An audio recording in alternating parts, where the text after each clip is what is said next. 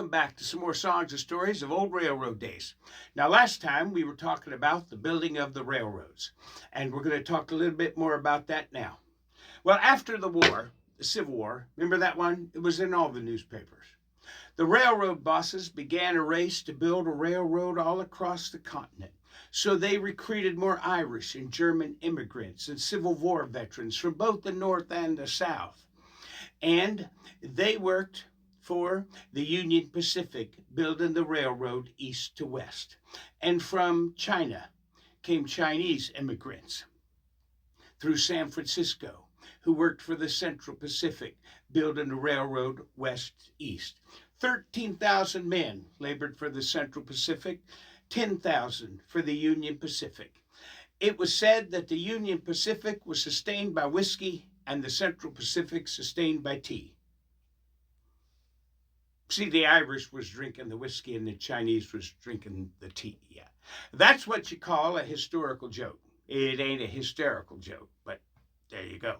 Well, seldom has any undertaking presented more difficult and dangerous obstacles than that those were faced by the surveyors, engineers, and track-laying gangs of the Union Pacific and Central Pacific as they built the first rail line across the West. They had to construct bridges long enough to span the floodplains of great rivers and high enough for steamboat smokestacks to pass through. And they risked their lives working 100 feet or more above canyon floors to build those spidery wooden trestles like you see in this picture so the trains could go from mountaintop to mountaintop and not up and down and up and down. And they didn't have fancy machines to do it. They started at the bottom and built their way to the top. Well, toughest of all was blasting for tunnels. The surveyor would come to a mountain and say, "Boys, it's too high to go over, too far to go around, we're going to go through. Start blasting, and when you see daylight on the other side, you can stop." And the way it would work, one fella would come up with a great big spike and put it up against a rock. Another fella would take a huge hammer and drill that spike in, and they would twist it around, and he would hammer it in some more, and they would twist it around, and then they pull it out, fill it with a stuff called black powder, a very volatile substance kept in kegs like this. Why, just the slightest jostling of a keg of black powder could set off an explosion that would just level. Maybe I should stop doing that. Yeah. Well, so they could drill and blast only inches a day, and they did it over and over. And once again, a lot of that dangerous work was done by them Irish immigrants. And one of the many nicknames they had for the Irish at the time, one of the few I can repeat in front of ladies and children and gentlemen who were present, was Tarriers. And that's what this song is about.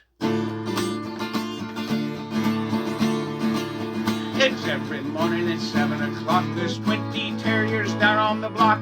Boss comes around and he says, "Be still and put your power in the cold steel drill. And drill, ye terriers, drill. Drill, ye terriers, drill.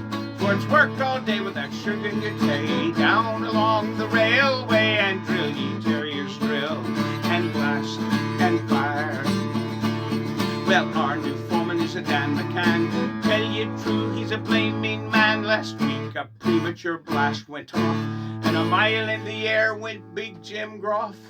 And you know what the boss said? He said, "Drill, ye terriers, drill. Drill, ye terriers, drill. For it's worked all day without sugar in your tea. Down along the railway and drill, ye terriers, drill. And blast and fire and blast and fire." When payday next did come around, poor Jim's pay $1 short he found. "Before," said he, "come this reply, you was docked for the time you were up in the sky." And drill, ye terriers, drill. Drill, ye terriers, drill. For it's worked all day without sugar in your tea. Down along the railway and drill, ye terriers, drill. And blast and fire and blast and fire and blast and fire.